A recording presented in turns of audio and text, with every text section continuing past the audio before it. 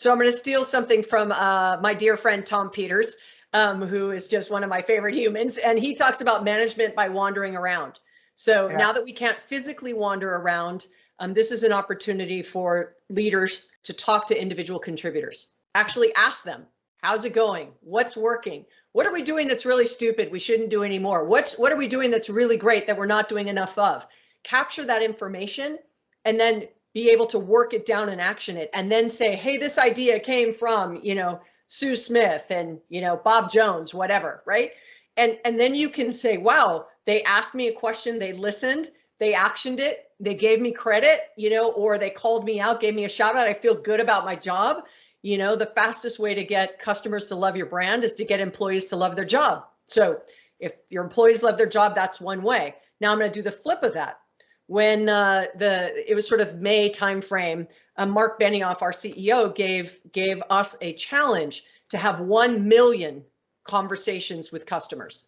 Not 1 million product demos, not 1 million sales calls, not 1 million, pipeline or forecast reviews, not 1 million, 1 million conversations. And it was structured. So if you're listening to this, it doesn't matter if it's 100 conversations or 50 or 500, just take the idea. We captured it. It was fully programmatized.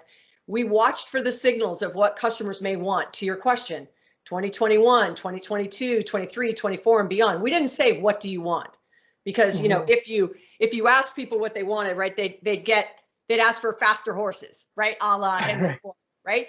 And Steve Jobs didn't go out and ask, what do you want? Do you want a first generation iPod, right? Which I always use when I give this example, right?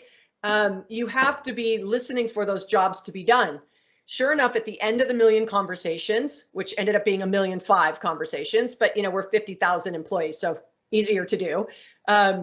We found 5 new products that we needed to launch to get people safely back to work. We reorganized parts of the business. We rearranged the product pipeline. We opened up 4,000 recs for new hires. Like all of that came from 1 million conversations. So the answer to that question lies with your employees and your customers, but you have to ask them. And then if you ask them and do nothing with it, shame on you.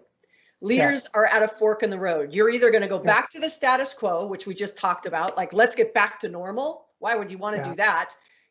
Or do you want to think about the art of the possible? So to ask those questions, to capture it, to look for those signals and patterns, to then go back out and say, would this kind of product help you?